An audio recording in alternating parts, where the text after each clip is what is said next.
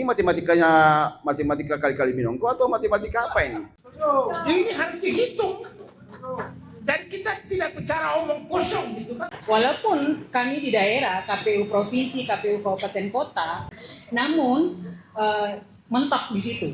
Bukan hanya pada level di lokal saja. Kita ini kan jago bertindak di level lokal, tapi di level pusat juga. Salah satu juga karena kita tidak punya DPR yang banyak. Katanya pertumbuhan ekonomi tertinggi di dunia dan di akhirat kelak. Tapi kita mau coba kaji.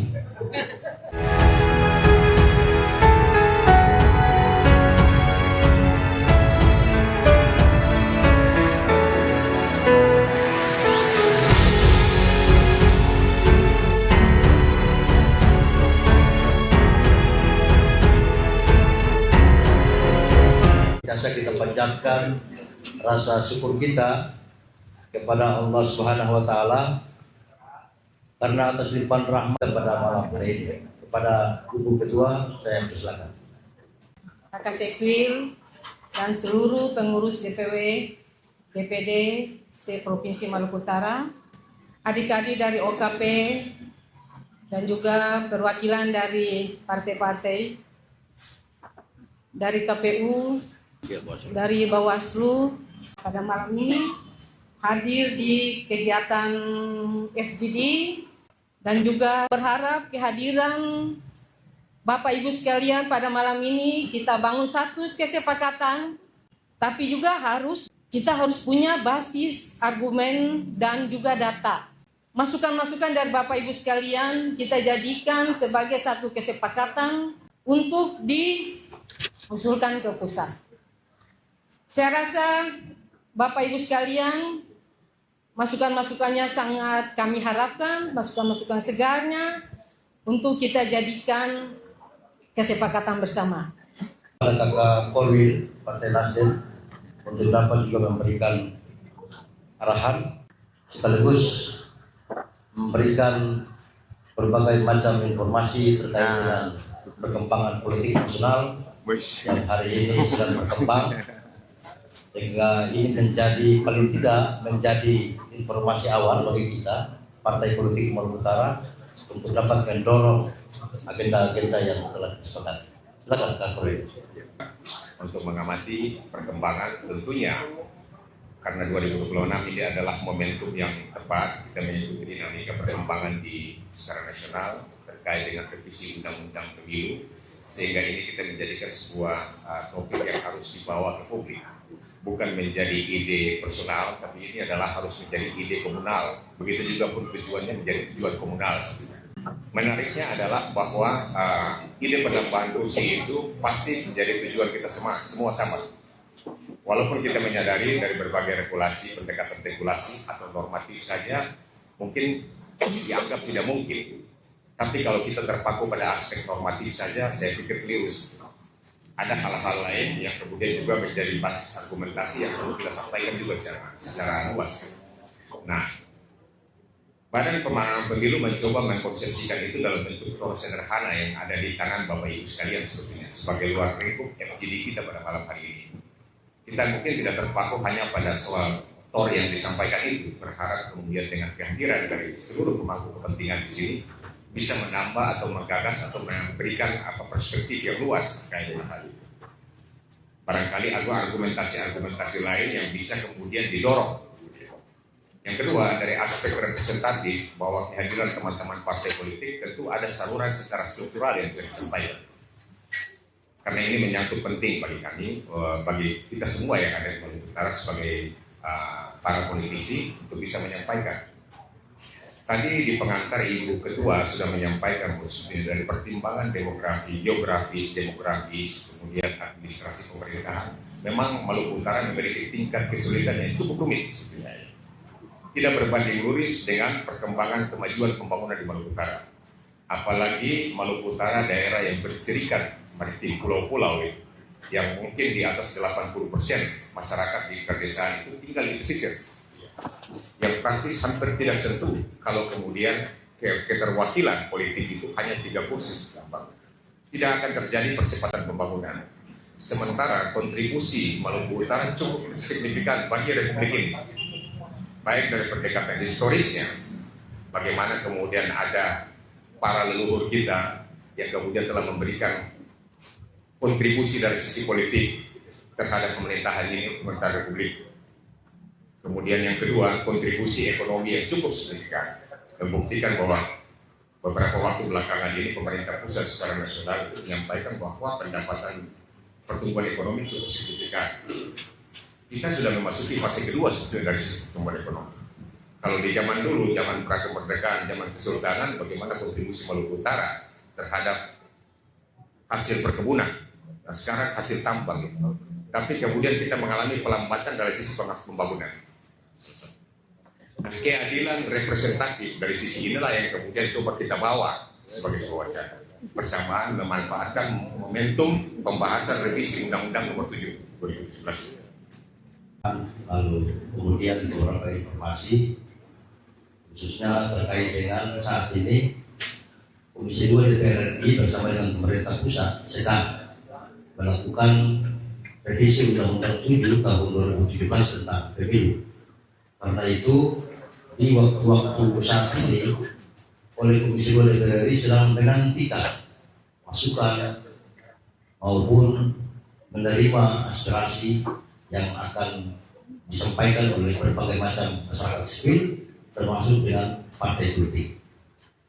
Bapak, Ibu, dan saudara-saudara sekalian yang saya hormati, saya sampaikan bahwa forum atau agenda diskusi ini tidak ada narasumber.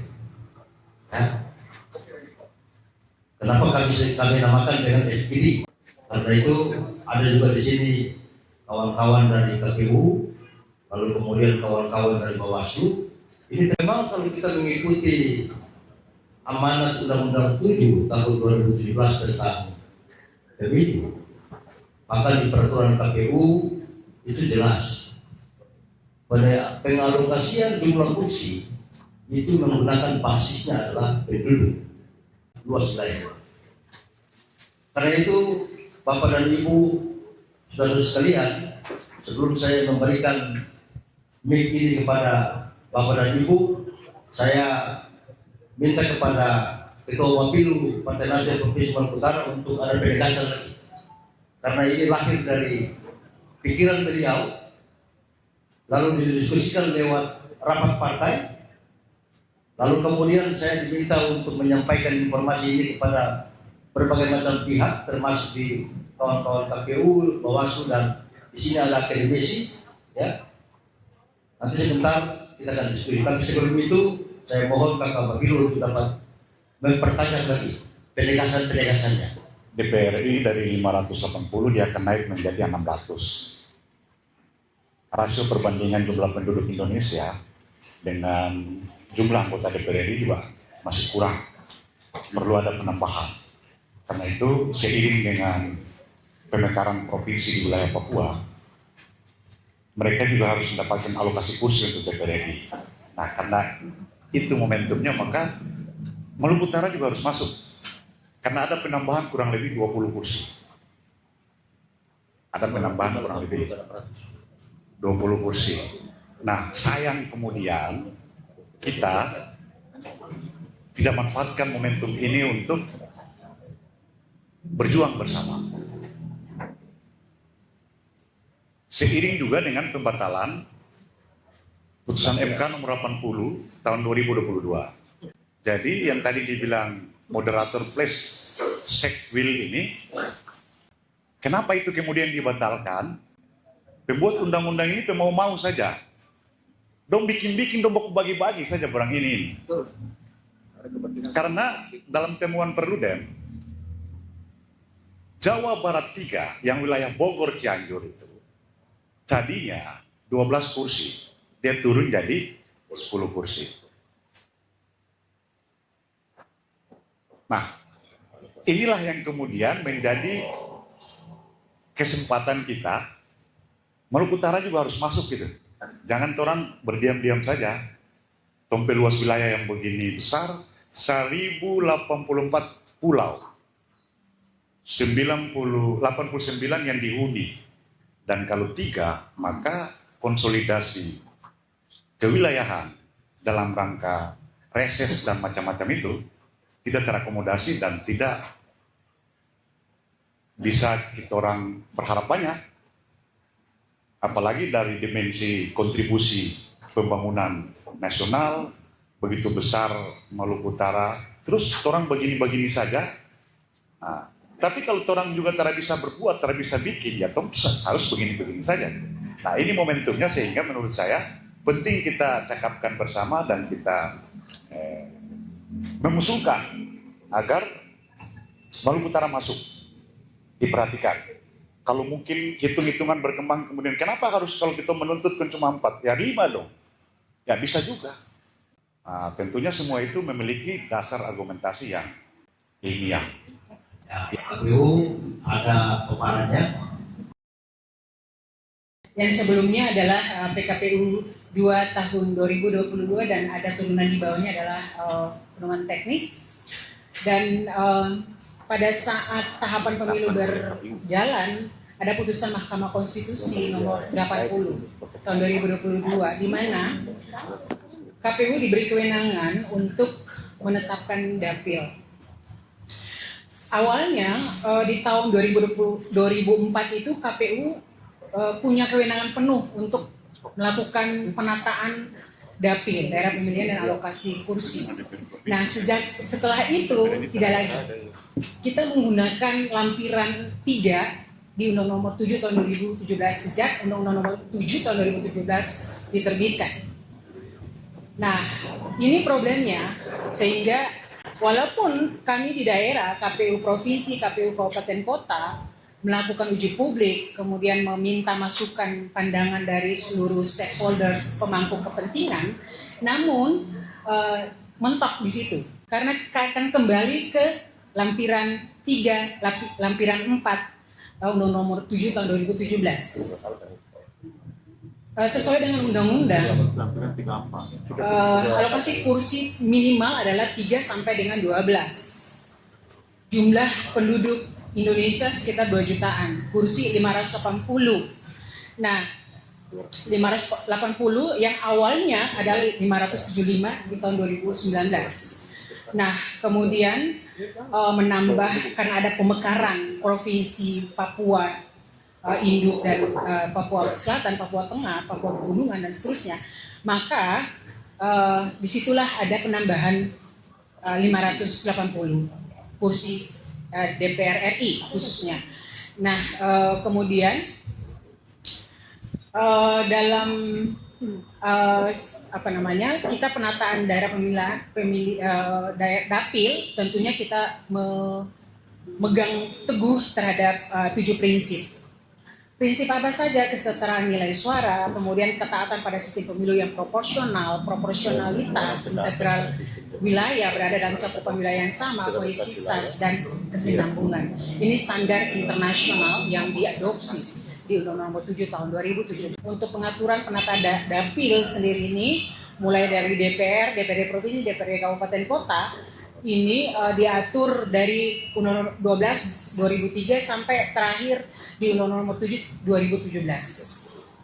Nah, ini domain untuk kewenangan dalam pembentukan daerah pemilihan DPR, DPRD provinsi, DPRD kabupaten kota. Nah, dan terakhir putusan Mahkamah Konstitusi nomor 80. Nah, selanjutnya saya tidak perlu panjang lebar lagi. DPR RI pemilu 2024 ada dapil 84, kemudian 580 dan DPRD kabupaten kota sekitar 17.510.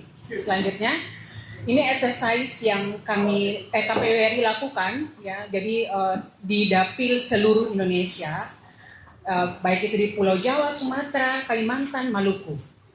Nah, Maluku dan Maluku Utara, kenapa Maluku 4 kursi sedangkan Maluku Utara hanya 3 kursi? Apa problemnya? Nah, ini kita membuat exercise dan ada sekitar ini menggunakan DAK di tahun 2022 sekitar 1.337.368 jumlah penduduk pada saat itu. Nah, kemudian setelah dilakukan dengan metode quota hair ya untuk penghitungan exercise alokasi kursi pada saat itu, Tetap ya ini cuma exercise karena tetap kembali ke lampiran 3 Undang-Undang Nomor 7 tahun 2017 yang tetap 3 itu Provinsi Maluku Utara. Nah, kemudian ada terjadi di penemuan di dalam exercise itu ada over representatif dan under representatif. Nah, sedangkan ada beberapa yang naik dan turun, ada di Lampung misalkan. Kemudian Maluku Utara, Maluku itu dia pas, sudah sesuai dan sudah sangat proporsional. Terpenuhilah 7 prinsip penataan daerah pemilihan itu. Nah, kemudian di dalam Undang-Undang Nomor 7 tahun 2017 di pasal 186 itu tadinya 575, kemudian ada pemekaran wilayah provinsi sehingga ada 580 kursi. Nah, lanjut saja, cepat-cepat saja. Nah, PKPU 6 memberi kewenangan kepada KPU untuk melakukan penyusunan rancangan penataan dapil. Penyusunan rancangan dapil untuk DPD Kabupaten Kota itu disusun. Hanya KPU Kabupaten Kota yang melakukan penataan daerah pemilihan, kemudian penetapan oleh KPU RI. KPU Provinsi, DPR RI, lampiran 3 Undang-Undang Nomor 7 2017 tadi. Nah, kemudian kami KPU Provinsi Maluku Utara saat ini kita melakukan exercise, melakukan kajian penelitian secara internal, mengundang para pemangku kepentingan yang berkompeten di dalamnya, termasuk menyurat ke Dinas Dukcapil Provinsi untuk meminta data agregat kependudukan di semester 1 dan terakhir ini kita mendapatkan di semester 2 tahun 2025. Kita belum mendapatkan data terbaru terkini dari Dinas Dukcapil mengenai data agregat kependudukan. Tapi di dapil, untuk penyusunan dapil ini tetap menggunakan data agregat kependudukan, ya. Jadi kita untuk mendapatkan hasil kajian yang komprehensif, tentunya kita juga membutuhkan data terkini dari Dinas Dukcapil Provinsi. Terakhir di semester 1 periode Januari sampai dengan 2025 ya, Januari Juni semester 2 ya, semester 1 itu sudah 1.400.000. Untuk DPR RI adalah kewenangan di KPU RI secara kelembagaan nasional. Perwakilan DPR RI dari 3 menjadi 4 atau lebih banyak sedikit lah. Nah, tadi sudah dijelaskan oleh Ibu Buren terkait situasi pasca putusan Mahkamah Konstitusi nomor 80 ya, yang mempertegas kewenangan penentuan dapil yang dari sebelumnya pembuat undang-undang DPR dan pemerintah pada Komisi Pemilihan Umum sebagai lembaga yang menentukan dapil. Tentu situasi ini memberi satu kesempatan, apalagi tadi saat ini di tengah pemerintah dan DPR RI melakukan revisi terhadap undang-undang pemilu. Saya kira semua situasi dan kesempatan itu bisa dioptimalkan untuk menyampaikan kepentingan-kepentingan strategis di daerah gitu. Nah, tapi pertanyaan dasarnya adalah apakah dengan penambahan jumlah kursi itu akan memberikan dampak yang baik bagi kesejahteraan masyarakat daerah. Ini penting, jangan sampai bertambah tapi yang makmur bukan masyarakat. Tetapi logika sederhana sebuah kompetisi ini ibarat kita disediakan lapangan sepak bola tapi kita diajak bermain takraw. Orang di kelas ini kelas main bola lapangan besar tapi usul itu main takraw gitu. Jadi ini logika yang saya kira dari sisi perspektif objektif keadilan saya kira sangat dari sisi kompetisi ya sangat tidak kompetitif gitu. itu logika sederhana ya, logika sederhana kompetisi dalam jumlah yang sedikit itu dalam kompetisi dia paling berpotensi mengalami kekalahan. Dan saya kira bisa dihubungkan dalam perspektif bagaimana mendorong atau memenangkan kepentingan publik di wilayah ini. Nah, beberapa situasi yang saya sampaikan tadi tentu secara kelembagaan ya, saya dan Ibu Reni ini kan orang ini bekerja dasari oleh regulasi gitu. Apalagi kita sebagai lembaga penyelenggara di level provinsi itu levelnya adalah melaksanakan undang-undang pemilu, kemudian melaksanakan peraturan yang dibuat oleh atasan kami di atas itu. Teman-teman KPU melaksanakan peraturan KPU, kami di Bawaslu melaksanakan peraturan Bawaslu. Jadi tidak ada ruang bagi kami untuk bermain-main dengan lapangan sendiri. Jadi kami tetap teguh terhadap regulasi yang ada. Dan saya kira beberapa situasi tadi tentu dapat dioptimalkan. Kalau perspektif yang kita sandarkan dengan jumlah penduduk ya, karena sistem pemilu kita kan proporsional terbuka, one person, one vote, one value. Ini kan kalau sandarkan di jumlah penduduk harus diakui itu. Kalau dibagi itu malah kita diangkat kalau pemilu 2024 ya diangkat 2,8 gitu. Ya, di sekitar itu. Jadi optimalkan jadi 3, maksudnya standar minimalnya 3 ya, jadi 3. Jadi kalau pakai standar itu ya, standar matematika, matematika itu begitu. Dan kalau kita hubungkan dengan yang tadi Bu Reni sampaikan dengan Provinsi Maluku, memang Maluku pantas 4 karena dia jumlah penduduknya sudah 1,8 juta. Ya, kita kemarin itu sekitar 1,3 juta di 2024. Tadi Bu Reni data terbaru agregat kependudukan itu 1,4 juta. Jadi kalau menggunakan sandaran regulasi, ya, itu maka standar tadi itu bisa bergoyang-goyang gitu. Jadi situasinya di posisi itu gitu. Nah, tentu langkah-langkah ke depan yang diperkuat adalah pertama terkait bagaimana menertibkan kembali dokumen kependudukan kita. Ini kan harus dipastikan kemudian, apalagi di situasi saat ini mobilisasi besar orang ke daerah tambang di Maluku Utara. Kemudian yang kedua terkait usulan menjaga keadilan di daerah-daerah kepulauan seperti Maluku Utara. Ya, jadi ini sebenarnya sesuatu yang penting gitu. Kalau bicara tentang kepentingan daerah, maka saya kira prinsip-prinsip keadilan itulah yang harus bisa disuarakan di tingkat nasional gitu. Dan itu saya kira dibutuhkan konsistensi dalam menyuarakan itu hingga tuntas. Boleh dikatakan bahwa paling minim sekali tentang infrastruktur transportasi yang hari ini menjadi satu kondisi geografis provinsi kita, ini yang membuat kita harus mendorong ini agar pertimbangan kewilayahan dan aspek-aspek integralitas itu penting menjadi pertimbangan dari pembuat undang-undang. Baik, selanjutnya saya persilakan dulu di akademisi. Di sini ada kakak Dr. Asis ya. Asis ada 2 ini. Asis ada 2. Asis KIP dan Asis akademisi. Ya, silakan.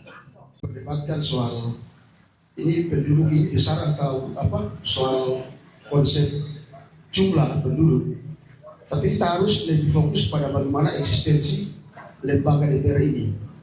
Lembaga DPR ini yang merepresentasikan mandat atau kedaulatan rakyat di daerah ke pusat.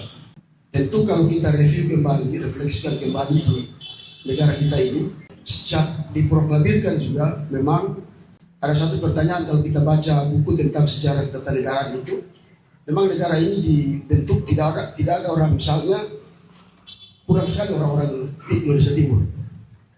Kita ibaratkan sebuah organisasi kalau kita bentuk dan kita tidak mendominasi, maka kita tidak ada dalam tidak mendominasi dalam sebuah organisasi itu.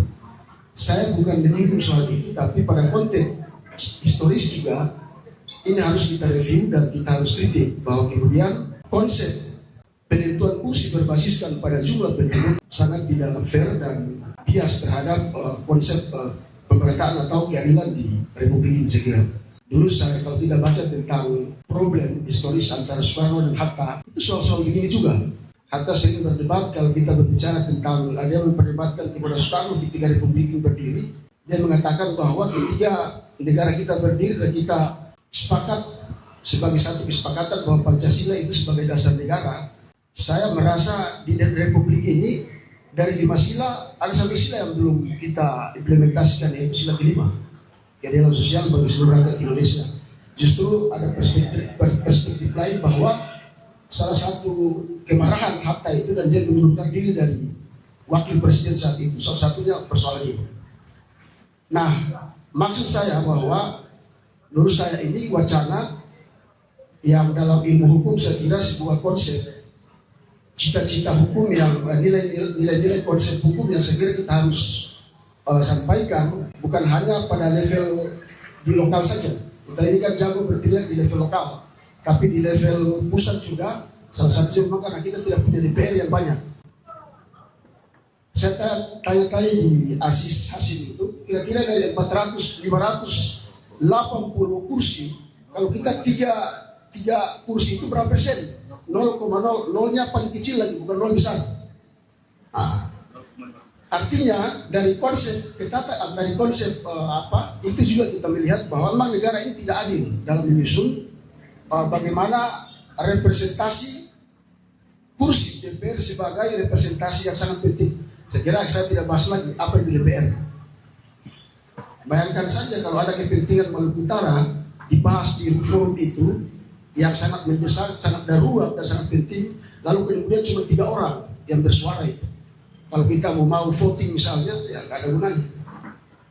Nah, hal-hal seperti ini saya kira kalau kita kembali ke soal tadi, saya kira sudah dibahas alasan-alasan dari Partai Nasdem untuk mengimplementasikan agenda ini, maka salah satu hal yang kita harus protes bahwa sejak Republik ini berdiri sampai hari ini, kalau memang kita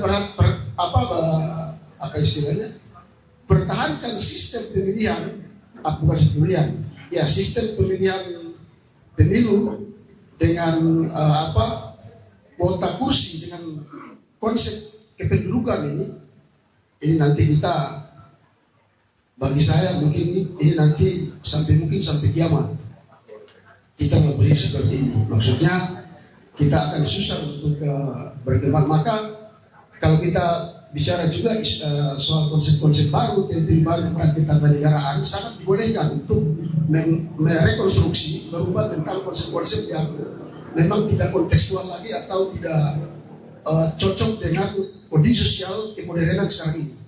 Saya setuju.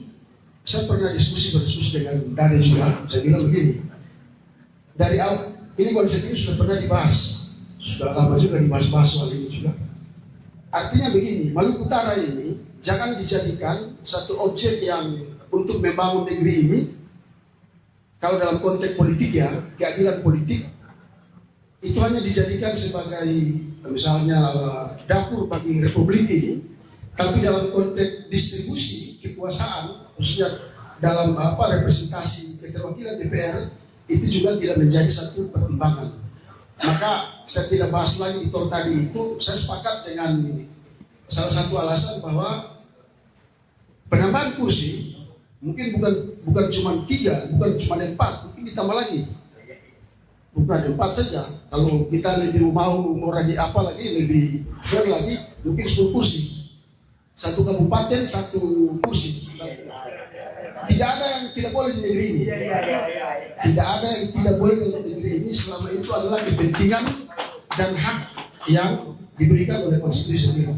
Saya contohkan ketika kita bicara tentang hal yang tidak begitu normatif tekstual, bahwa ketiga negara ini dibentuk dengan konsep bentuk kenegaraan militarisme sistem atau sistem kesatuan, tapi dia punya turunannya adalah sistem otonomi daerah atau desentralisasi yang asimetris. apa yang disebut dengan asimetris, bahwa kemudian negara ini menghargai pasal 18B itu menghargai tentang apa istilahnya, tentang keragaman budaya dan seterusnya. Kalau pasal 18 dari konstitusional itu, nah dasar konstitusional inilah menjadi beberapa daerah diberi keistimewaan, kekhususan. Nah, maka bagi kita rakyat Maluku Utara, saya kira stakeholders, memang kami juga memang punya kajian mungkin akademis yang belum dalam soal ini. Tapi saya dalam perspektif ini saya mengatakan bahwa soal kursi Maluku Utara, penambahan kursi Maluku Utara itu hal yang mungkin wajib untuk kita suarakan ke pusat agar ditambahkan. Mungkin itu saja dari saya. Sekilas masih kita diskusikan, karena bagi saya ini kalau dalam perspektif politik hukum, legal policy, tentu menjadi satu materi yang baik untuk disuarakan di Komisi 2 DPR RI, untuk dijadikan materi untuk perubahan undang-undang pemilu ke depan. Saya mungkin pertama mau mengajak kita semua untuk memberi apresiasi atas ide besar dari Partai Nasdem. Kita tepuk tangan dulu. Sesuatu yang menurut saya ini adalah gagasan yang terlahir dari partai yang memang mengedepankan gagasan, mengedepankan pemikiran. Oleh karenanya saya tidak hendak mengulangi asas-asas norma yang itu menjadi mainstream dan cenderung mengkerangkai kita untuk tidak bisa melangkah maju. Karena itu saya menangkap semangat yang diusung oleh Nasdem dalam FGD ini adalah bagaimana kita menemukan insight. Kita harus menerobos sesuatu yang sebenarnya itu ada ruangnya. Jadi kalau menerobos, yang namanya terobos ini kan melampaui hal yang mainstream. Jadi kalau mau mainstream tidak bisa, dia harus terobos. Tentu dengan temuan-temuan yang baru. Nah, tetapi hemat saya bahwa terobosan yang kita lakukan hendaknya juga bersandar pada asas dan rangka konseptual gagasan yang kokoh. Karena itu, saya hendak berangkat dengan apa yang tadi disampaikan oleh kawan saya, Saudari Reni, bahwa ada 7 prinsip dalam penentuan daerah pemilihan. Aspek jumlah penduduk itu merepresentasi aspek kesetaraan nilai suara. Pertanyaannya, apakah ansih hanya soal itu? Sementara ada prinsip lain. Ada prinsip proporsional, ada prinsip ketaatan pada sistem pemilu, ada prinsip proporsionalitas. Nah sekarang, di titik mana Maluku Utara hendak melakukan terobosan dengan ruang adanya revisi undang-undang tentang pemilu ini? Saya kira ada beberapa ruang yang bisa diterobos dengan mendasarkan pada 7 prinsip tadi. Kita bisa berangkat pada prinsip berkaitan dengan asas sosial budaya, prinsip sosial budaya yang termasuk dalam 7 prinsip itu. Kita bisa masuk pada prinsip integralitas wilayah. Kita bisa masuk pada prinsip tentang kesinambungan. Itu kan prinsip yang diatur dalam undang-undang pemilu tentang penetapan daerah pemilihan. Jadi kita berangkatnya tidak lepas begitu, tetapi ada yang mendasari di situ. Nah dasar kita ada di situ. Nah sekarang dengan sandaran itu, kira-kira apa basis argumentasi kokoh kita berkaitan dengan prinsip integralitas wilayah yang juga telah dijelaskan dalam TOR ini, berkaitan dengan argumentasi kewilayahan, bahwa benar dari sisi luas wilayah sangat besar yang itu timpang dengan jumlah penduduk. Nah pertanyaannya sekarang kita merujuk, ada basis argumentasi lain yang bisa kita gunakan adalah kalau penentuan dalam alokasi dana transfer ke daerah dalam formula DAU, ada aspek IPM, ada aspek luas wilayah, ada aspek indeks PDB per kapita, ada aspek-aspek ini. Pertanyaannya, kenapa ini tidak bisa diintroduksi masuk dalam aspek integralitas wilayah dalam penentuan revisi undang-undang? Saya kira ini landasan kita yang biasanya harus digunakan oleh daerah dalam menuntut ini, sehingga titik pijak kita itu kokoh di situ. Nah, yang berikut itu berkaitan dengan integralitas wilayah. Yang berikut berkaitan dengan prinsip tentang sosial budaya. yang juga tadi telah dimaktubkan dalam TOR ini. Aspek ekonomi, aspek politik, dan lain sebagainya berkaitan dengan soal itu. Artinya bahwa dengan tingkat kondusivitas suatu wilayah itu harus mestinya menjadi pertimbangan. Di mana-mana resistensi itu terjadi ketika kue pembangunan itu tidak terjalin secara baik. Nah, karena itu untuk memotong tingkat resistensi itu, maka aspek ini harus terakomodir ke dalam. Nah, Maluku Utara pada titik ini berada pada zona yang masuk dalam hitungan itu, karena itu penting dipertimbangkan dalam penentuan daerah pemilihan berkaitan dengan aspek sosial budaya, dan juga dari sisi historikal yang juga dijelaskan oleh Korwil tadi, maupun Asis tadi tentang perdebatan-perdebatan yang dulunya itu. Nah, ini sebenarnya argumentasi ilmiah yang kokoh bagi Maluku Utara untuk kemudian kita mendorong konsepsinya melalui revisi Undang-Undang Pemilu ini. Dan yang berikut adalah aspek keadilan ekonomi dan keadilan politik. Ini berkaitan dengan prinsip kesinambungan tadi, yang juga tadi disampaikan bahwa apakah daerah dengan kontribusi yang begitu besar terhadap negara itu mendapatkan asas keadilan perlakuan yang harusnya seperti ini. Nah, ini kan sebenarnya kita telah berangkat dengan sesuatu yang telah dirumuskan oleh negara ini, dan kita hanya memberi artikulasi dalam poin prinsip yang telah disampaikan dalam norma itu. Nah, itu yang ketiga. Dan mungkin yang terakhir bagi saya adalah bahwa insight yang mesti harus ditemukan selain dari poin-poin tadi adalah bahwa jika memang apa yang ditemukan oleh Perludem dalam risetnya itu tidak didasarkan pada asas 7 prinsip tadi, maka kira-kira apa yang menjadi dasar penentuan daerah pemilihan yang tidak mendasarkan pada asas kesetaraan nilai suara itu? Dengan variabel itulah akan menjadi titik pukul Maluku Utara dalam memberi rekomendasi atas revisi undang-undang ini. Saya kira ini kurang lebih 4 hal yang bisa saya sampaikan untuk memberi perspektif dalam diskursus kita pada malam hari ini. Karena itu apa yang disampaikan oleh Kak Asis tadi, ini hal-hal yang sangat prinsip. Hal-hal yang memang hari ini dirasakan oleh kita sebagai orang Maluku Utara. Karena itu titik pijak kita selain daripada jumlah penduduk sebagai suatu basis dalam rangka untuk penetapan atau pengalokasian jumlah kursi, maka hal-hal ini juga penting untuk kita angkat dan kita dorong di membuat kebijakan yang tingkat nasional. Pemilu 99, saya kebetulan waktu itu masih Kabupaten Maluku Utara ya, pemilu 99. Saya ditunjuk sebagai ketua PPD 2 yang sekarang KPU. Kita masih satu dengan Provinsi Maluku. Itu jumlah kursinya 3. Jumlah kursi 3 Provinsi Maluku termasuk Maluku Utara. Sebelum provinsi. Itu jumlah penduduknya lebih dari 2 juta. Lebih 2 juta. Setelah pemekaran, pemilu 2004, itu kita pisah Maluku Utara menjadi provinsi sendiri. Ambon itu, Maluku itu sudah menuntut 4 kursi. Maluku menuntut 4 kursi, padahal waktu itu masih 3.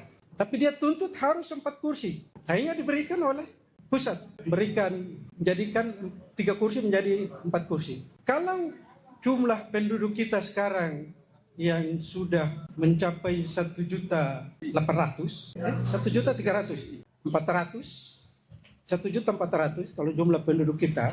Kalau kita bagi 2, itu berarti jumlah penduduk 700. Jumlah penduduk 700. Bagaimana kalau kita menuntut di perubahan undang-undang partai politik, undang-undang pemilu, itu Maluku Utara bisa jadi 2 dapil. Dengan pertimbangan yang disampaikan oleh teman-teman tadi. Pertimbangan disampaikan oleh teman-teman tadi. Bahwa wilayah Maluku Utara dengan luasnya 141.000 km persegi, itu Jawa Barat itu luasnya cuma 41.000 km persegi. Jawa Barat. Dia punya kursi 91. Ya, 91 kursi kalau tidak salah. Jawa Barat. Kita yang luas wilayah 140 km persegi, jumlah kursinya 3. Ini kan tidak adil. Kalau perhitungan dana alokasi umum yang jumlah luas wilayah diperhitungkan dalam perhitungan dana alokasi umum, kenapa tidak jumlah kursi juga diperhitungkan luas wilayah? Itu saya kira harus jadikan dasar dalam rangka mengusulkan penambahan kursi ini. Kalau kita bagi 2 dapil, berarti sudah jadi 6 kursi. Ini logis sekali nih. Kita usul 2 dapil, berarti sudah 6 kursi. Dapil Maluku Utara bagian utara, dan dapil Maluku Utara bagian selatan. Dengan pertimbangan luas wilayah itu. Jadi kalau luas wilayah kita bagi 2, berarti baru 70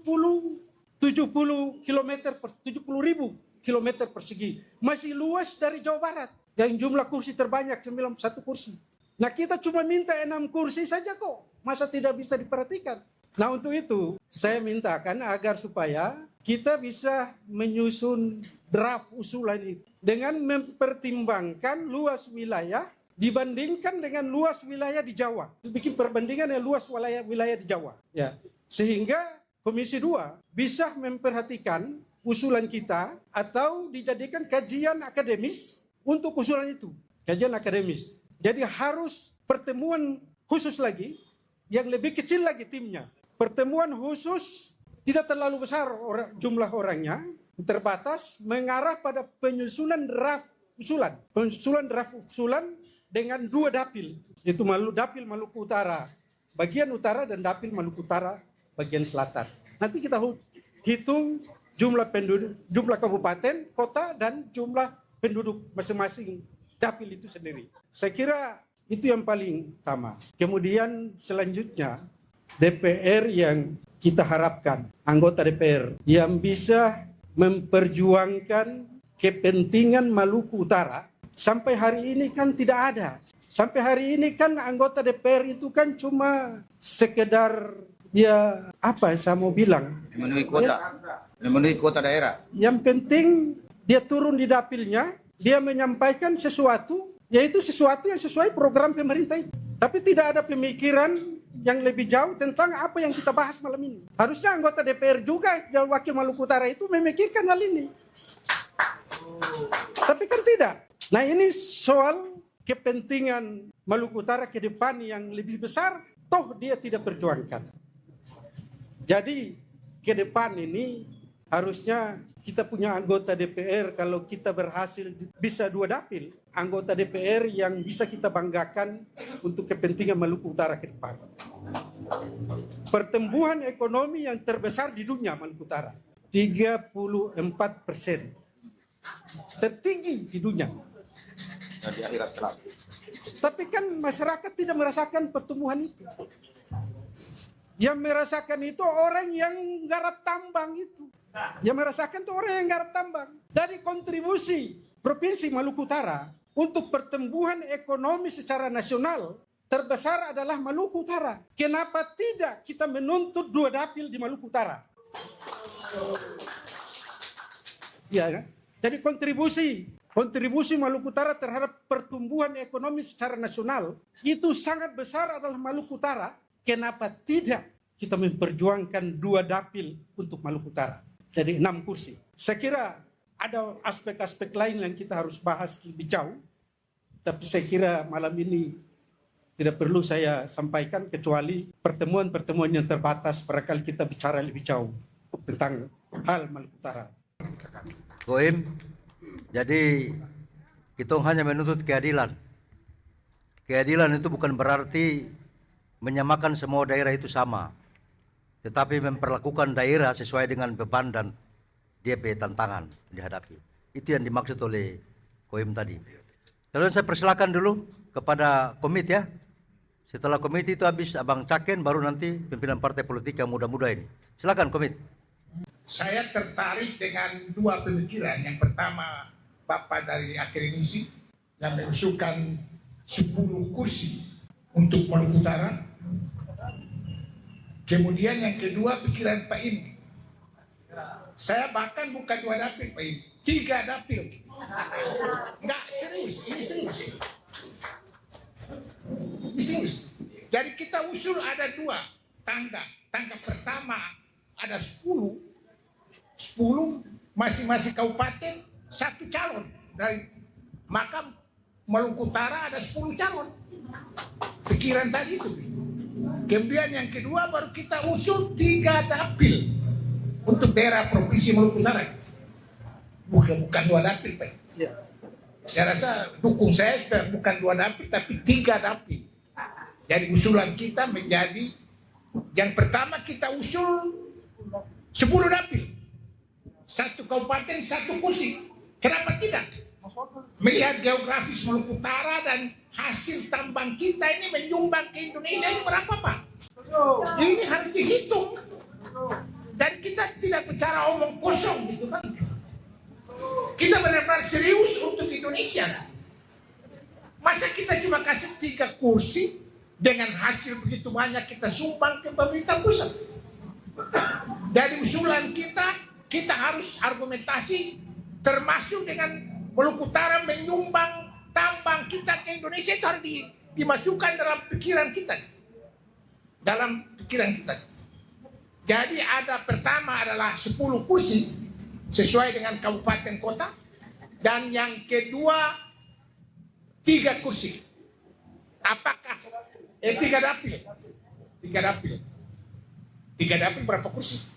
9 kursi, Pak ya? Ya, betul.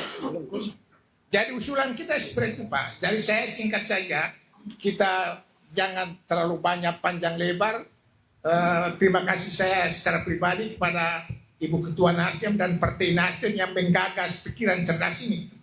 Saya rasa ini mudah-mudahan pemilu 2009 kita ikut Nasdem semua. Nah, saya hadir di sini tidak mewakili Partai Golkar. Jadi saya berbicara juga bukan berbicara atas nama Partai Golkar, bukan. Atas nama pribadi. Karena tadi pikiran Pak Im tadi mempertanyakan anggota DPR kita, DPR RI kita di mana ya? Sebenarnya gagasan ini harus lahir dari mereka, bawa ke sini. Dan diskusi ini dipimpin oleh mereka DPR RI itu. Menurut Pak Im tadi kan begitu. Ini malah lahir di Partai Nasdem gitu ya. Sayang sekali Partai Nasdem tidak terwakili untuk DPR RI. Maka itu kita harus sepakat ke depan Partai Nasdem harus terwakili DPR RI. Nah, saya serius itu. Pikiran-pikiran ini banyak partai politik tidur, pikir sendiri. Maka Partai Nasdem untuk membangun kita, untuk memikirkan hal ini luar biasa. Luar biasa. Jadi argumentasi kita tadi adalah luas wilayah yang tadi Pak Im, dan kemudian ada 10 kabupaten kota, dan kemudian argumentasi kita adalah hasil yang kita sumbang ke pemerintah pusat. Tambang kita ini disebut secara nasional, Pak. Jadi kita tidak main-main gitu. Saya rasa itu pikiran kita yang sangat sederhana ini, dan ini perlu dimasukkan dalam catatan-catatan kita yang kita kemudian harus ada tim kecil yang dari Nasdem untuk menyusun pokok-pokok pikiran hasil forum grup diskusi. Saya rasa terima kasih. Wassalamualaikum. Maju lagi. Yang pertama dari aspek penyelenggara, yakni KPU dan Bawaslu, memang itu otomatis dia struktural. Jadi pemerintah pusat adalah firman, dia tidak boleh menolak, hanya mengikuti aturan yang telah diberikan, tidak ikut dan mati. Itu yang pertama. Yang kedua, Halmahera Selatan saja dia layak menjadi 35 kursi, bukan 30 dari tahun 2009. Saya mengacu kepada hubul watan minal iman. Cinta tanah air adalah sebagian dari iman. Jadi kalau kita tidak berjuang terhadap tempat potong pusat dan tanam dodomi, maka kita semua pengecut. Karena itu agak berbeda dengan COVID, kita tidak undang orang. Malam ini adalah kesepakatan kita paksa orang, termasuk DPRD provinsi, kabupaten, kota, dan wacana ini harus dikembangkan dari akar rumput. Tidak sekedar pembajalan sendiri beserta yang hadir malam ini. Padahal itu dia terjadi berdasarkan pengalaman pertama, perjuangan provinsi sampai ada orang mati. Baru generasi ketiga baru dia jadi. Itu pun tidur di Komisi 2 DPR RI. Yang kedua, provinsi kepulauan dari tahun 2006 sampai sekarang 2026 itu jawaban Komisi 2 sudah masuk di prolegnas. Tapi dong karena dia alat bukti administrasi. Jadi FOIA ini berasal dari lawan dana.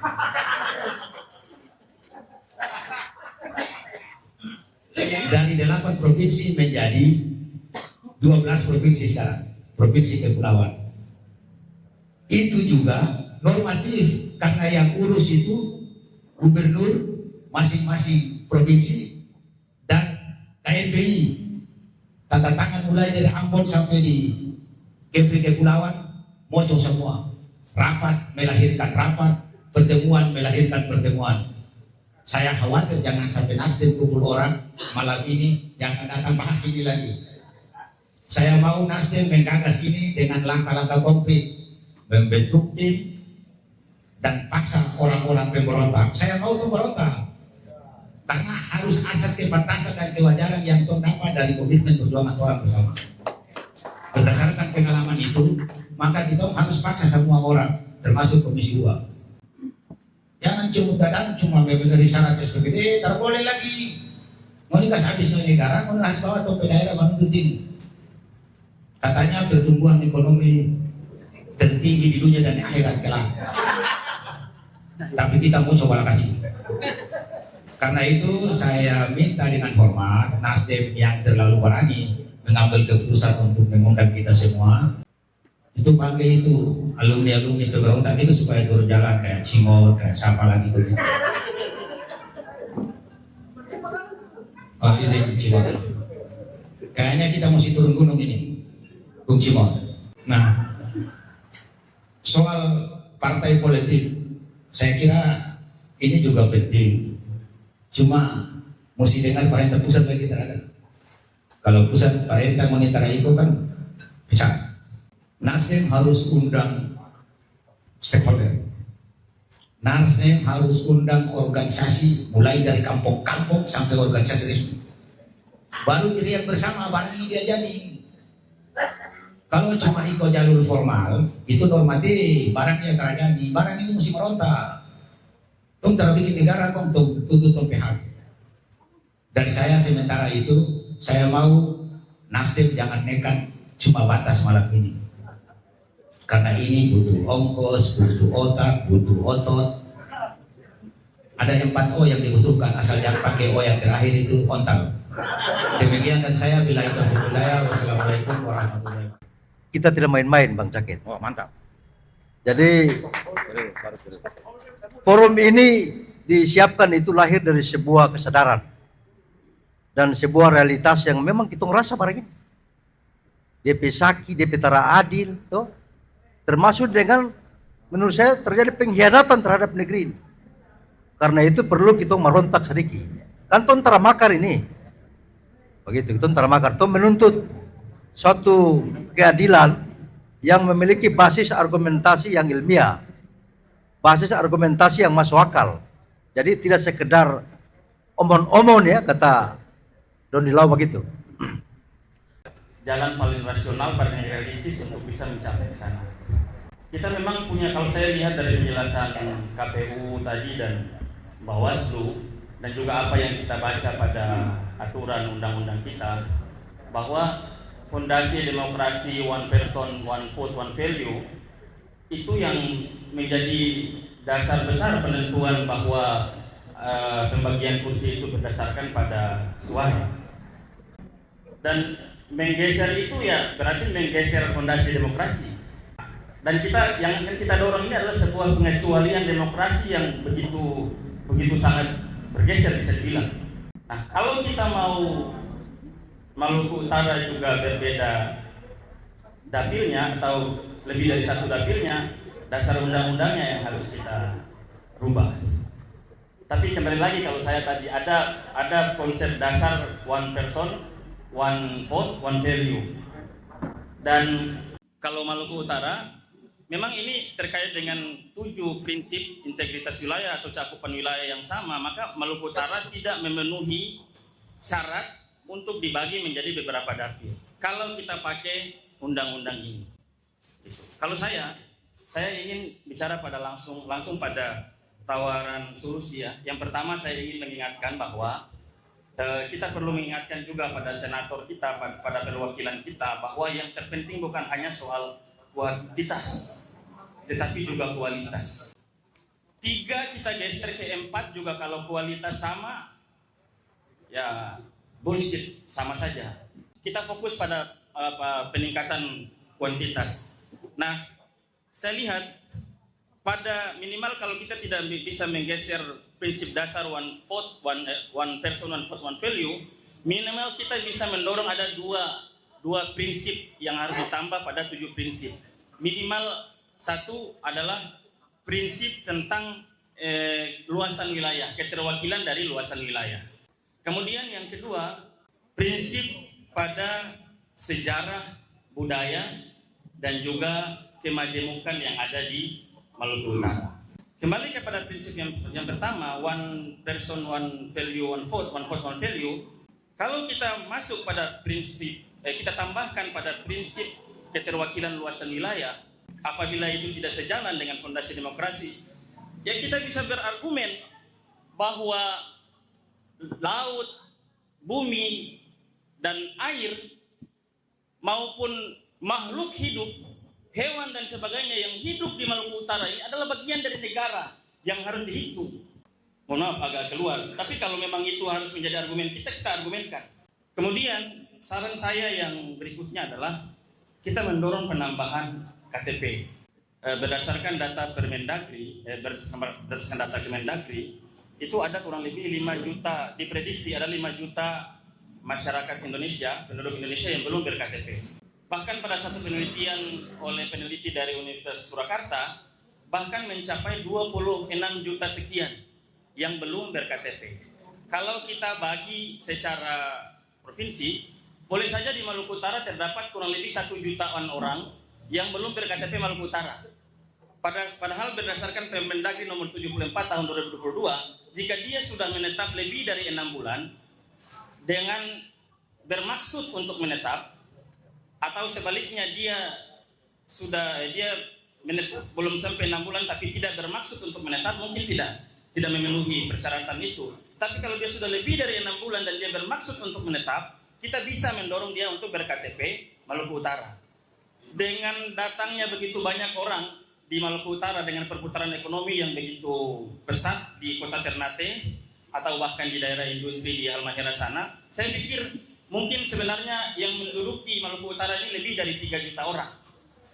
Kalau kita dorong ini, pemerintah kabupaten kota, Halteng misalkan dengan MOU-nya dengan perusahaan yang berindustri di sana, mendorong agar karyawan-karyawan yang lebih dari 6 bulan itu bisa ber-KTP Halmahera Tengah dan lain sebagainya, saya yakin kita memenuhi jumlah penduduk yang bisa mendorong sampai dengan 6 kursi. Kota Ternate saja misalkan, ini lengahnya kita di pemerintah Kota Ternate, mohon maaf, Nasdem pemerintah Kota Ternate, itu 201.000 jumlah penduduk Kota Ternate. Berkurang 1.000 saja, itu anggota DPRD kita itu hanya 25 kursi. Karena minimal 200 sampai dengan 300.000 baru bisa 30 kursi.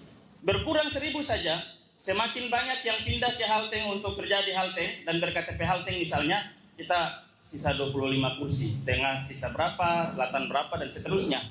Saya pikir ini jalan yang bisa kita dorong. Harus ada konsolidasi elit, konsolidasi kita semua untuk mendorong agar penambahan KTP ini berhasil. 10 kabupaten kota saya kira harus kita dorong, para bupati, dan juga ibu gubernur dan sebagainya, wali kota. Demikian mungkin yang dapat saya sampaikan. Saya intinya dari Partai Gelora kami sangat mendukung dan saya mendorong agar ini langkah-langkahnya lebih realistis. Terima kasih. Wassalamualaikum. Undang-Undang Nomor 7 Tahun 2017 dalam hal penetapan jumlah kursi dasarnya ada 3. Pertama adalah jumlah penduduk, luas wilayah, dan yang ketiga adalah kesinambungan wilayah, dalam kata lain adalah integrasi wilayah. Untuk luas wilayah memang ada beberapa rekomendasi bahwa luas laut pun harus dihitung. Kalau kita kemudian berusaha menerobos pada tafsiran atau dasar yang hanya berangkat pada 2 pertimbangan, yaitu jumlah penduduk dan luas wilayah, dalam konteks luas wilayah kita merekomendasikan bahwa tidak saja kita menghitung luas tanah, tapi juga adalah luas lautan. Itu saya sepakat kita dorong. Yang kedua, ahli tata negara perlu menerangkan ini kepada kita dalam pertimbangan, yaitu pertimbangan ketiga, yaitu integrasi atau kesinambungan wilayah. Apakah yang dimaksud dengan pertimbangan itu? Kesinambungan wilayah dalam hal menetapkan jumlah kursi. Itu harus kita pikirkan.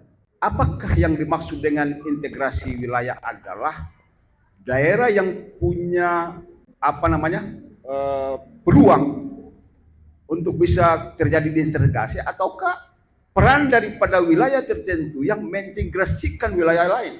Kalau itu dimaknai yang terakhir bisa kita pakai, maka Maluku Utara adalah perlu kita mendorong alasan integrasi wilayah. Karena apa?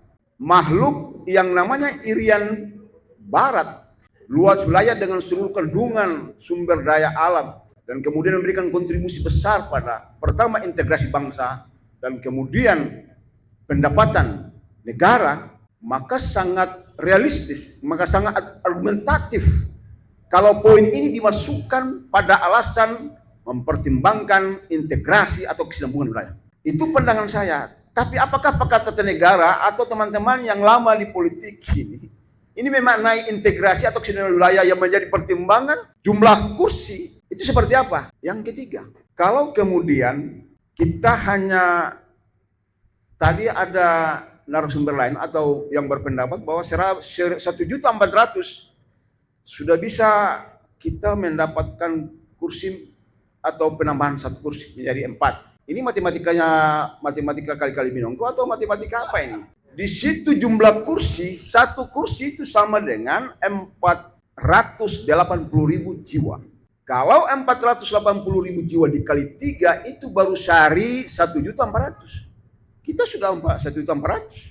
Terus mau ditambah 1 dari mana? Jadi kalau semata-mata kita mengukurnya dengan jumlah penduduk yang kita miliki sekarang, itu ayam kincing Pak, baru kita dapat kursi. Jadi matematikanya keliru. Kalau hari ini kalau sudah hampir 2 jutaan atau 1 kursi, dia jadi kalau 440.000 kita sudah miliki misalnya 3.000 kursi, 300.000, berarti bisa dibulatkan menjadi 1. Bisa dalam ilmu matematika, dalam ilmu statistik. Tapi kalau dia di bawahnya tidak bisa dibulatkan ke atas, ya tidak bisa. Sekali lagi, pertimbangan-pertimbangan yang disampaikan oleh Dr. Aziz Kembar ini, baik yang ahli ekonomi maupun ahli hukum, itu bisa kita memang jadikan referensi untuk memberikan penguatan argumentasi kita. Dan yang terakhir, saya kira moderator, apakah perlu dipertegas oleh pakar tata negara terkait dengan argumentasi atau alasan penetapan 1 kursi itu dengan aspek integrasi atau kesinambungan wilayah, dan apakah pandangan saya salah atau benar? Terima kasih. Partai Nasdem luar biasa, yang selama ini hanya didengungkan tambahan kursi dan tambahan kursi, namun tidak ada satupun yang bisa melangkah yang lebih jauh seperti yang kita rasakan pada malam hari ini yang dilakukan oleh Partai Nasdem. Jangan kita berharap pemerintah dan Bawaslu beserta KPU, karena Bawaslu dan KPU atasan dan bawahan. Mereka hanya bisa melaksanakan undang-undang yang telah diterbitkan oleh DPR maupun PKPU, yaitu atasan-atasan mereka, atasan dan bawahan. Tapi kalau kita partai politik maupun LSM maupun organisasi kepemudahan, kita tidak ada hambatan. Dan kita mengusulkan 4 kursi atau 5 kursi, kita tidak perlu mengacu kepada aturan, karena kita tidak ada pimpinan. Kita berargumentasi dulu, karena undang-undang itu hanya berargumentasi. Provinsi Maluku Utara lahir penuh dengan argumentasi, penuh pengorbanan. Apakah kita mengusulkan 1 kursi saja tidak bisa? Jadi kita aturan itu hal yang baku, itu normatif, tidak bisa kita langgar. Tapi kita mengusulkan sesuatu, kita harus keluar daripada aturan dulu. Nanti setelah itu baru aturan menyesuaikan pada usulan kita. Apakah bisa atau tidak, nanti diputuskan di dalam argumentasi kita. Karena setiap pembahasan undang-undang, peraturan atau sebagainya itu berargumentasi. Seandainya misalkan katanya Itu seperti itu. Jadi mungkin Partai Hanura pada malam hari ini bersepakat dan mendukung apa yang telah dilahirkan oleh DPW Partai Nasdem yang sangat luar biasa itu. Ini. Sekali lagi kita jangan berharap kepada KPU dan Bawaslu, tapi kita juga tidak mengabaikan mereka, karena dengan mereka kita bisa berhasil. Ya, karena mereka itu adalah backing kita, akademisi. Itu adalah backing kita, tapi kita itu tidak ada punya atasan dan bawahan. Tapi kalau KPU, Bawaslu maupun akademisi ada atasan dan bawahannya. Akademisi ada rektor. Ya, kalau rektor cuma sedikit saja, secara bisa. KPU dan Bawaslu ada KPU RI, Bawaslu RI.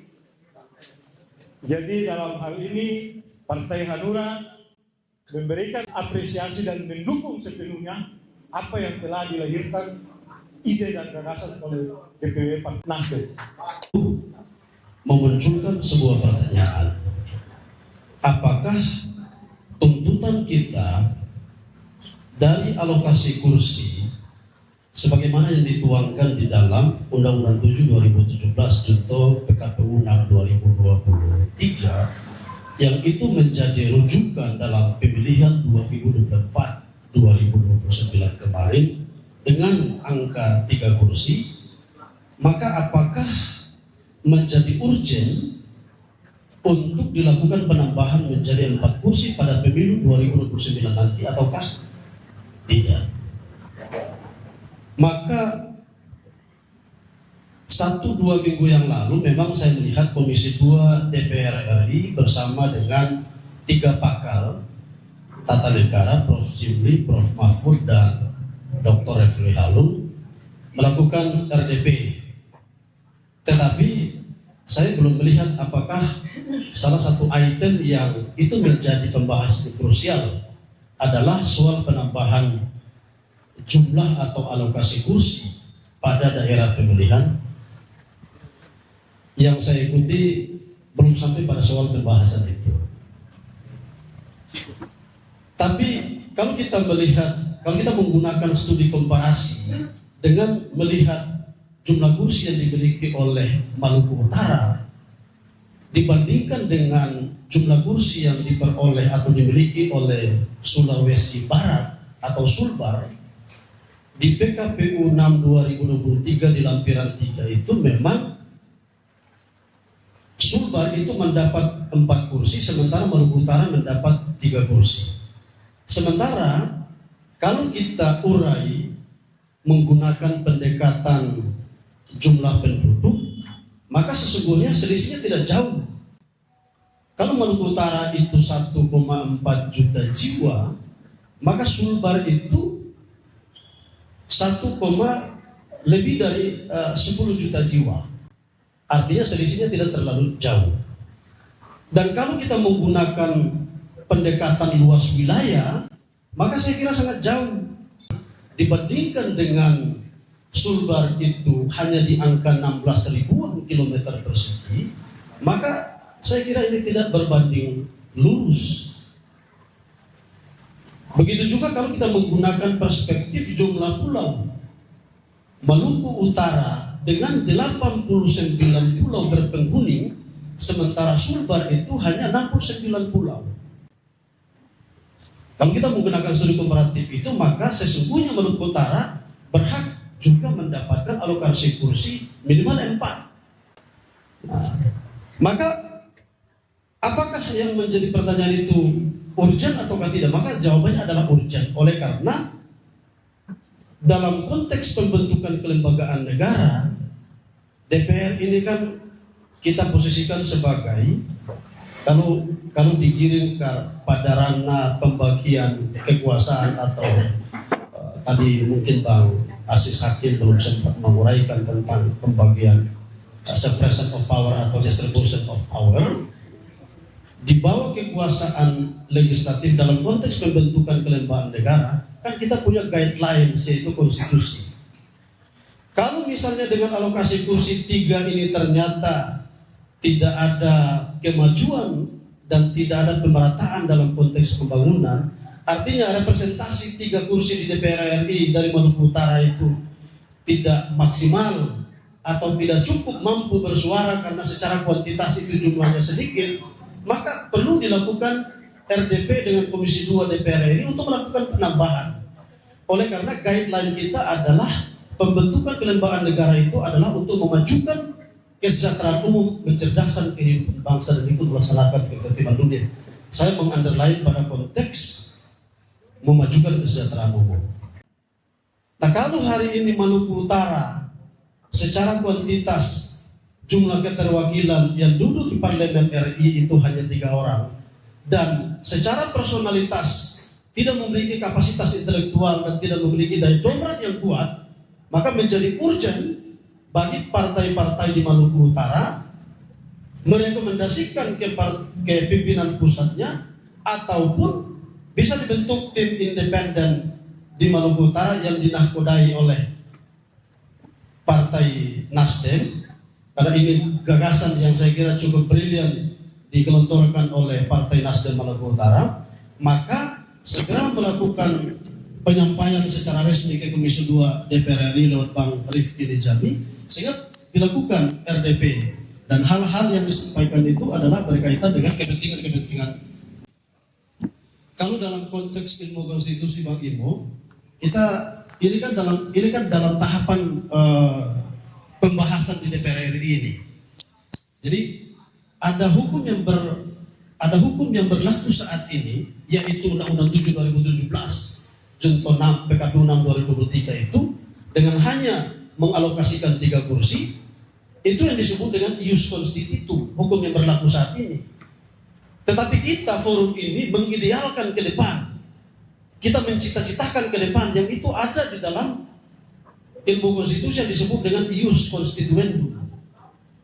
Itu artinya basis teori dan basis argumentasi normatif atau basis konstitusi sudah disiapkan, sehingga perjuangan Maluku Utara sebagai memberikan peta jalan kepada DPR RI lewat Komisi 2 agar ketika pengesahan rezim undang-undang terbaru sebagai bentuk perubahan dari 7 2017 yang nanti menjadi rujukan atau payung hukum pada pemilu 2029 dengan regulasi yang terbaru sudah mencantumkan Maluku Utara dengan alokasi kursi DPR RI yaitu 4 kursi.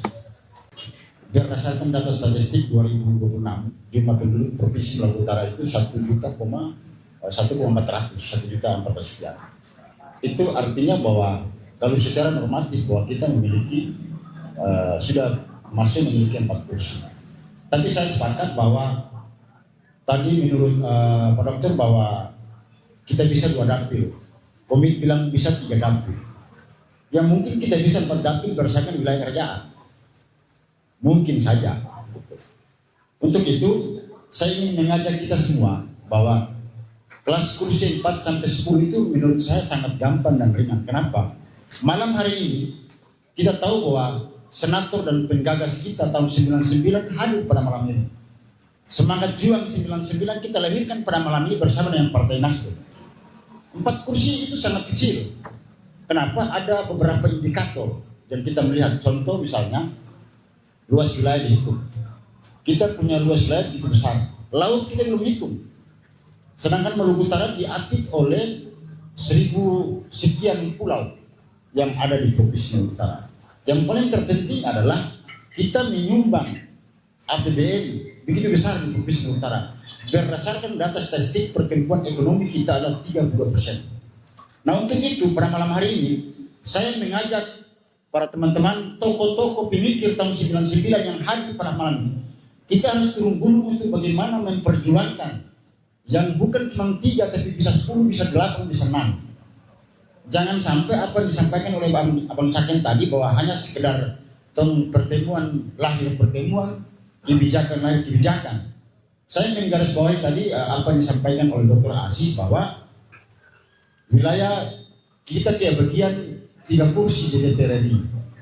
Kalau kita hitung dalam representasi maka 0,0,0,0% dia tidak masuk dalam 0,1%. Itu artinya bahwa kita tidak kebagian kebijakan secara nasional. Artinya bahwa negara ini tidak adil kepada masyarakat Maluku Utara secara keseluruhan. Untuk itu, dari semua elemen partai politik, para pemikir-pemikir yang ada di Provinsi Maluku Utara yang dulu kita berjuang, kita disuruh seperti saya sama Dr. Asis, kita masih di jalan, jahit mulut, dan lain sebagainya. Hari ini kita mengajak kita semua untuk bagaimana memperjuangkan apa yang disebut menjadi hak kita. Karena negara ini tidak adil untuk kita warga Maluku Utara. Jadi kalau kita berbicara tentang hal-hal normatif saja, itu akan terjadi. Kenapa? Harus ada gerakan. Dan untuk itu kita harus menyampaikan kepada teman-teman akademisi. Karena menurut hal-hal yang terpenting bahwa kita harus kembali berdasarkan perhitungan-perhitungan atau hasil analisis teman-teman di akademisi. Seperti apa? Apakah KPU dan akademisi sudah duduk bersama untuk membahas tentang penambahan kursi berdasarkan populasi jumlah penduduk atau luar wilayah? Sedangkan tadi saya menggarisbawahi apa yang disampaikan oleh Ibu dari KPU bahwa tidak berdasarkan DPT, tetapi berdasarkan jumlah penduduk. Nah, artinya bahwa kalau kita berdasarkan jumlah penduduk, ada dua indikator yang kita belum pakai. Yang pertama adalah luas wilayah daratan, dan yang kedua adalah luas wilayah lautan. Sedangkan kita dalam cara berpikir dalam hukum tata bernegara, laut dan daratan dihitung. Nah, bagaimana sampai hari ini kalau laut dihitung, maka kita kebagian APBN itu begitu luar biasa. Tapi sampai hari ini belum ada. Untuk itu, pertemuan malam ini bukan hanya sekedar sebatas pertemuan, tapi bagaimana kita menyatukan pikiran kita untuk bagaimana memperjuangkan hak-hak kita sebagai warga negara untuk di kawasan Indonesia Timur. Karena kita diambil oleh 4 kerajaan yang harus adalah kita punya bagian perjuangan seperti Tidore, Tuan Guru yang mampu menerobos wilayah sampai ke Madagaskar. Untuk itu bagaimana kita hadirkan di sini, kita berjuang. Persoalan 4 kursi menurut saya sangat kecil. Di sini ada senior-senior 9 yang begitu luar biasa. Yang dulu kita disuruh ayo besok turun demo, jahit mulut. Hari ini kita duduk bersama-sama dengan mereka. Apakah kita tidak bisa? Saya yakin dan percaya malam ini kita menyatukan pikiran kita bersama dengan Partai Nasdem yang telah menggagas. Kita selalu tersandra dengan jumlah penduduk, kita selalu tersandra dengan jumlah jiwa ya, kemudian data pemilihan dengan sebagainya. Seharusnya politik demografi ini harus kita coba lawan dengan mekanisme seperti apa? Bahwa harus ada sebuah terobosan dari kepala-kepala daerah kita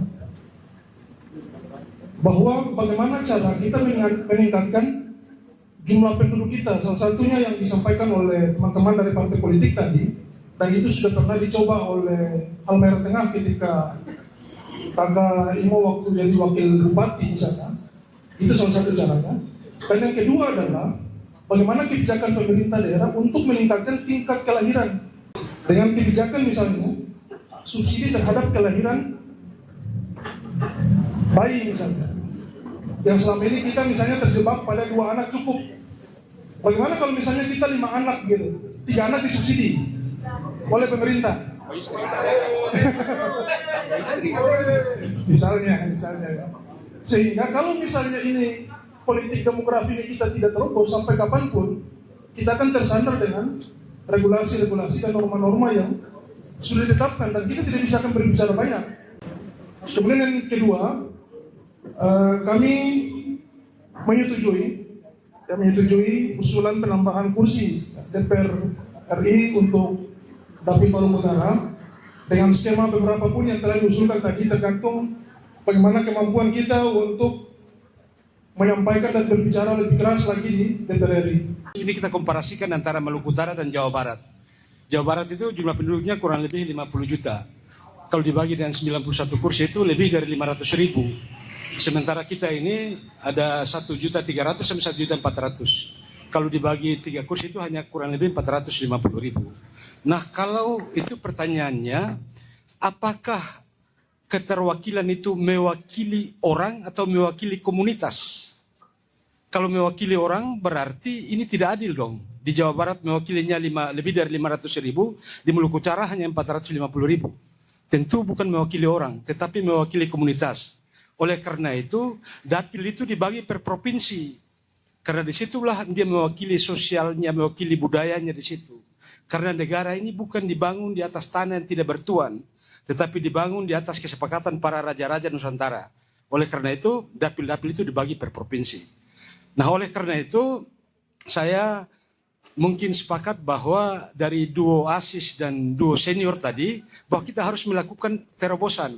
Kita tidak bisa terpaku dalam persoalan administrasi saja untuk pemenuhan administratif itu. Bahwa harus ada penertiban jumlah penduduk, harus ada penambahan KTP, kita tidak bisa begitu. Kalau kita seperti itu, 2029 tidak akan bisa penambahan kursi. Tetapi harus ada terobosan-terobosan yang sebagaimana disampaikan tadi. Karena apa?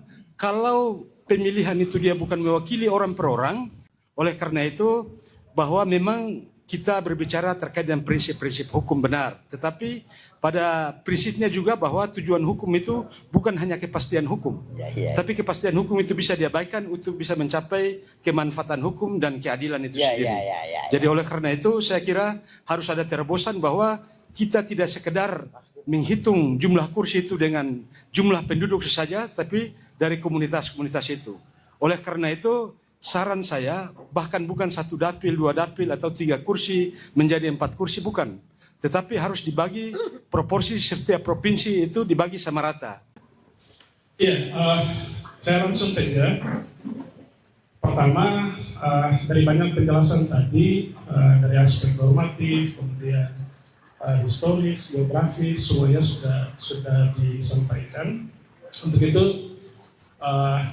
di tempat ini PAN siap mempersamai Partai Nasdem, kita bersama-sama berjuang. Insya Allah malam ini menjadi titik awal kita bisa mencetuskan dan melahirkan bisa 2 dapil, bisa 10 kursi atau bisa 3 dapil tergantung buah dari perjuangan kita. Yang pertama saya sedikit mengusulkan terkait dengan variabel jumlah jiwa. Di pemilu terakhir kita kemarin, saya coba mengilustrasikan kasus di Halaman Selatan. Di DPT, khususnya di daerah kawasan industri ya, dapil 4, Kabupaten Halaman Selatan, tepatnya di Pulau Bobi. DPT di dapil 4 itu secara keseluruhan itu ada 50.000 lebih. Mohon maaf kalau angkanya tidak tepat, tolong dikoreksi. Kemudian dari 35.000 itu by TPS yang ada di OB di seluruh desa itu, kemudian ada 14.000 sekian itu dia berada di kawasan TPS khusus di kawasan industri. Dari 14.000 itu 14.000 sekian itu khusus pemilu Pilpres. Pemilu Pilpres itu ada 14.000 di kawasan industri. Kemudian ada pemilu untuk DPR RI itu ada di angka 11.000 sekian untuk DPR RI di kawasan industri. Artinya orang Maluku Utara yang kerja di OB itu secara keseluruhan ada 11.000 sekian. Sedangkan orang Indonesia yang kerja di OB itu ada 14.000 sekian. Kemudian pemilu untuk Halmahera Selatan, dapil provinsi itu ada 7.000 sekian. Kemudian pemilu untuk dapil OB itu ada 2.000 sekian. Artinya begini, ada kasus ada saudara-saudara saya yang kerja di Halmahera Tengah. Kalau mau pergi kerja di Halmahera Tengah harus pindah kependudukan, menumpang dulu di sana PKP keluarga, yang penting dapat legalitas bisa masuk kerja. Kenapa tidak melalui di forum ini kita berkeputusan? Bayangkan saja di Halmahera Selatan saja itu kurang lebih ada 7.000-an orang Indonesia yang dari Sumatera, dari Jawa, dari Kalimantan datang kerja di Pulau Obi. Itu cukup hanya di Pulau Obi, belum lagi di kawasan kelapa sawit yang ada di Gandul. Kalau kita berkomitmen, semua bersepakat untuk yang masuk di Maluku Utara sebagai salah satu variabel mendorong jumlah jiwa di Maluku Utara, maka wajib hukumnya orang yang kerja di industri Maluku Utara wajib kita berkependudukan Maluku Utara. Kalau itu kita dorong, mungkin dari 1,4 bisa jadi 1,8 atau 1,9. Itu yang pertama. Yang kedua, di forum ini mungkin langsung kita tindak lanjuti bentuk tim kecil, entah diwakilkan partai masing-masing ditambah dengan akademisi dan praktisi dan yang lain, kita segera malam ini juga langsung deklarasikan kita bentuk tim kecil. Selanjutnya mungkin kerja kita agak cepat. Kerja kita agak cepat. Kita menyesuaikan seluruh undang-undang, dong bahas, dong atur dan dong tetapkan apa yang menjadi topik naskah akademik dan sih harus masuk duluan. Kalau bisa sebelum bahas dong harus bermelawan di sana. Assalamualaikum warahmatullahi wabarakatuh.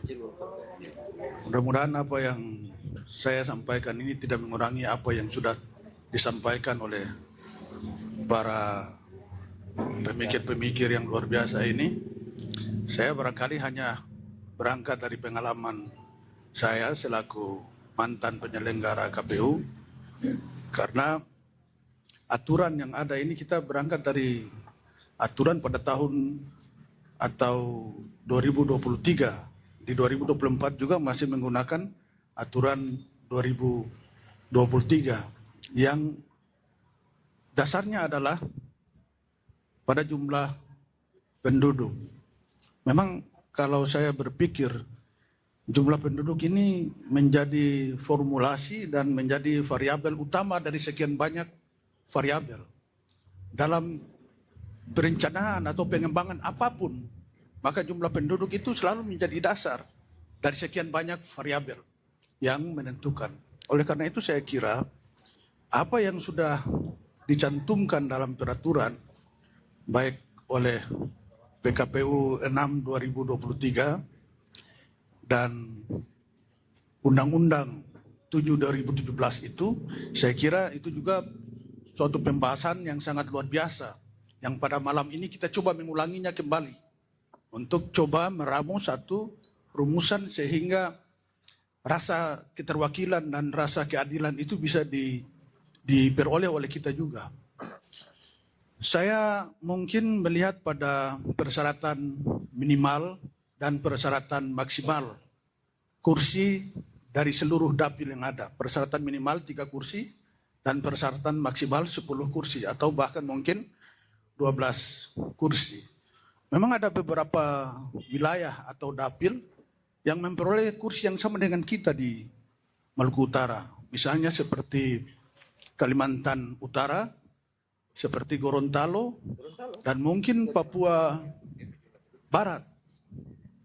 Tapi kemudian yang menjadi catatan yang harus kita kaji bersama, ternyata jumlah penduduk Papua Barat sampai dengan hari ini itu baru sampai 500.000 lebih sekian.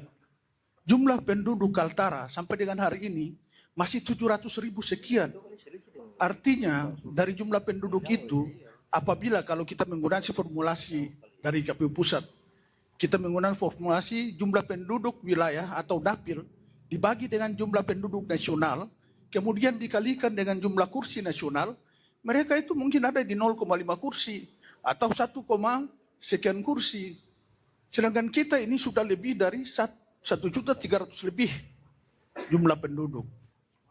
Maka saya dari apa yang dibahas dari tadi, saya sangat tertarik dengan apa yang disampaikan oleh Koim. Karena kalau dari 1.300.000 bagi 2, maka kita punya syarat seperti Papua Barat, seperti Kaltara, itu tetap memenuhi syarat.